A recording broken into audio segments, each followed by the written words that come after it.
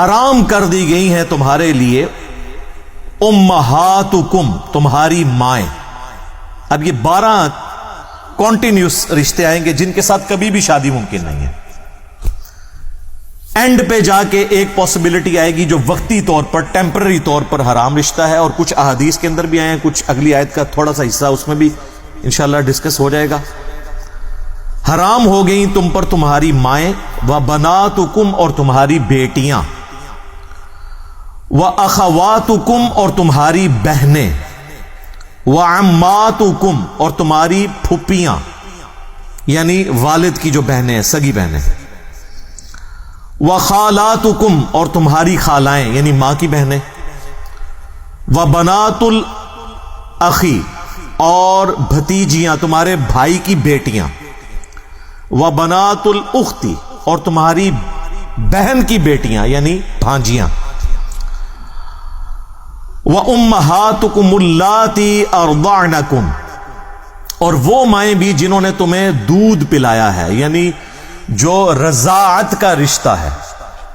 یہ را کے اوپر زبر ہے. ایک رضا ہے جو نام بھی رکھا جاتا ہے، یہ ہے رضاعت، را ضاد الف عین تا، رضاعت عربی میں. رضاعت کے جو رشتے ہیں اس میں جو تمہاری مائیں ہیں جنہوں نے تمہیں دودھ پلایا ہے، وہ بھی تمہارے لیے حرام ہو گئی. اور اسی کے ساتھ ریلیٹڈ ہے وَأَخَوَاتُكُم مِّنَ الرَّضَاعَةِ، اور تمہاری وہ بہنیں بھی جو رضاعت کے رشتے سے تمہاری بہنیں بنتی ہیں. یعنی جس عورت کا تم نے دودھ پیا ہے اس کے ساری بہنیں، اس کی جو بیٹیاں ہیں وہ آپ کی بہنیں ہیں. لیکن یہ بہنیں صرف اسی بچے کی ہوں گی جس نے دودھ پیا ہے. یہ نہیں ہے کہ اس کے جو اپنے بہن بھائی ہیں وہ بھی اس کے ساتھ محرم والا معاملہ ہو جائے گا. نہیں، ان کا رشتہ ہو سکتا ہے، صرف اس ایک بچے کا رشتہ نہیں ہو سکتا جس نے اس عورت کا دودھ پیا. اس کو کہتے ہیں رضاعت والا رشتہ. اور اس کانٹیکسٹ میں صحیح بخاری اور صحیح مسلم میں متفق علیہ دونوں میں یہ حدیث موجود ہے کہ اللہ کے محبوب صلی اللہ علیہ وآلہ وسلم نے فرمایا کہ جو رشتے نسب کی وجہ سے، خونی تعلق کی وجہ سے حرمت والے ہو جاتے ہیں، دودھ پلانے سے بھی وہ سارے رشتے حرمت والے ہو جاتے ہیں. یعنی جس طرح نسب اس طریقے سے حرمت بنا دیتا ہے نا رشتوں کی، دودھ بھی بنا دیتا ہے. لیکن اس میں وہ وراثت نہیں ان کو جائے گی. یہ وراثت کے اعتبار سے تو وہی صلبی رشتہ ہوگا، لیکن حرمت کے اعتبار سے دودھ اور خون کے رشتے میں کوئی فرق نہیں ہے. اور صحیح مسلم میں ایک اور حدیث ہے کہ 1 یا 2 دفعہ دودھ پلانے سے رضاعت کا رشتہ اسٹیبلش نہیں ہوتا، بلکہ کم از کم 5 مرتبہ دودھ پلایا جائے مختلف اوقات میں، تو رضاعت کا رشتہ جو ہے وہ اسٹیبلش ہوگا. ویسے حنفی تو کہتے ہیں 1 دفعہ بھی پی لیا، غلطی سے بھی پی لیا، ہو گیا. ہم سے بھی لوگ مسئلے پوچھ رہے ہوتے ہیں، یہ بالکل غلط ہے. صحیح مسلم میں واضح حدیث ہے کہ کم از کم 5 دفعہ مختلف اوقات میں. 1 دفعہ تو ذاتی طور پہ بھی ہو سکتا ہے، تو یہ تو نہیں کہ اب اس کی سزا اولاد کو آگے ملے. 5 دفعہ مختلف اوقات میں. اہل تشیع کے ہاں بھی یہی ہے کہ 1-2 دفعہ سے نہیں ہوگا، بلکہ نمبر آف ٹائم، اور یعنی اس طریقے سے پلایا جائے کہ اس کا پیٹ بھر جائے. 5 مواقع کے اوپر کم از کم صحیح مسلم میں حدیث موجود ہے. اور اسی کانٹیکسٹ میں ایک اور حدیث ہے صحیح بخاری اور صحیح مسلم میں کہ نبی صلی اللہ علیہ وآلہ وسلم نے فرمایا کہ رضاعت کا رشتہ بھوک کی عمر تک اسٹیبلش ہوگا، اور وہ 2 سال ہے. اس حدیث میں آیا.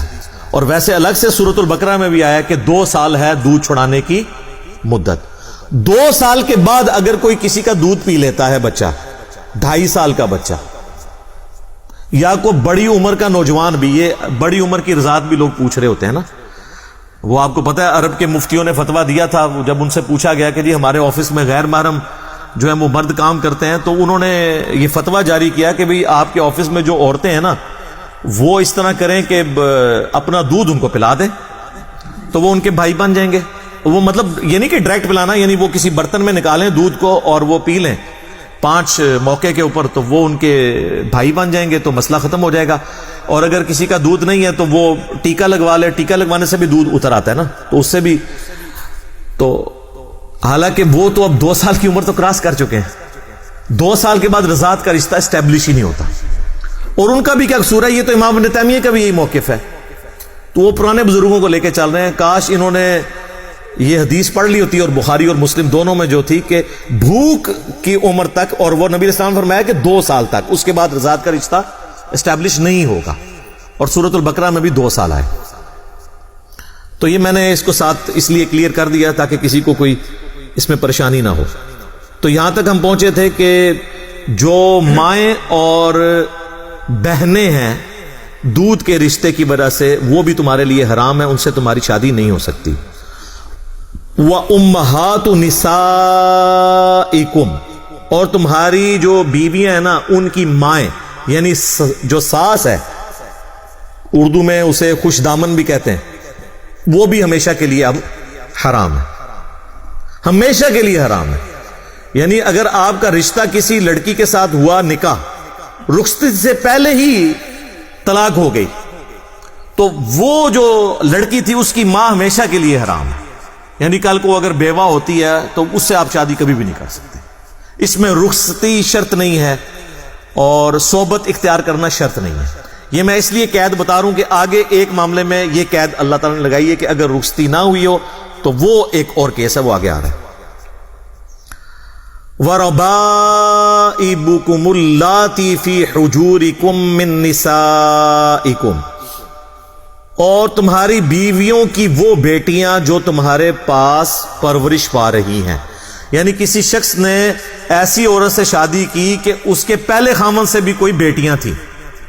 اب جیسے ہی اس نے آپ کے ساتھ شادی کی تو ان بیٹیوں کے آپ آٹومیٹکلی باپ بن گئے.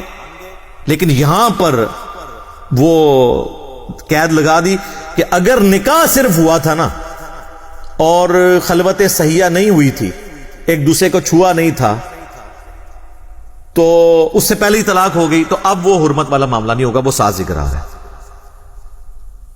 فی حجورکم من نسائکم اللاتی دخلتم بہن, جن سے تم صحبت کر چکے ہو. فإن لم تکونوا دخلتم بہن, اگر تم نے ان کے ساتھ صحبت نہیں کی, فلا جناح علیکم, پھر نکاح کرنے میں حرج نہیں ہے. یعنی کسی عورت کے ساتھ آپ کا رشتہ ہوا, ابھی رخصتی نہیں ہوئی تھی اور پھر وہ طلاق ہو گئی, تو اس کی جو بیٹیاں تھیں پہلے خامن سے, وہ آپ کے لیے حرام نہیں ہوئی. ونس آپ نے ایک دوسرے کو ٹچ کر لیا, اب وہ عورتیں بھی آپ کے لیے جو اس کی بیٹیاں تھیں وہ محرم ہو گئیں. اب یہ لادہ بات ہے کہ وہ ہو تو جاتی ہیں, لیکن یہاں پہ ہمارے پاس اس طرح کے کیسز آتے رہتے ہیں, عوام الناس کے بھی اور علماء کرام کے بھی, کہ وہ کیا کر رہے ہیں امت کے ساتھ. یہ ایک الگ سے ٹاپک ہے, میں اب وہ اس کو اس طرف نہیں جا کے بات کرنا چاہتا, اشارتاً کر رہا ہوں. وَحَلَائِلُ أَبْنَائِكُمُ الَّذِينَ مِنْ أَصْلَابِكُمْ, اور تمہارے بیٹے جو تمہارے صلب سے پیدا ہوئے ہیں, تمہارے خونی رشتے سے, ان کی بیویاں بھی تم پر ہمیشہ کے لیے حرام. وہ ہمیشہ کے لیے, یعنی بہو بھی ہمیشہ کے لیے سسر کے لیے حرام ہو گئی. تو لہذا اب یہ جتنے حرمت والے رشتے ہیں نا, ان میں اب پردہ وہی ہوگا جو گھر کے اندر ایک بہن بھائی کا پردہ ہوتا ہے. چہرے کے نقاب والا معاملہ اس میں نہیں ہوگا, الا یہ کہ جہاں پر فتنے کا اندیشہ ہو, وہ الگ بات. یہ وہ 12 رشتے تھے جو ہمیشہ کے لیے حرام ہیں.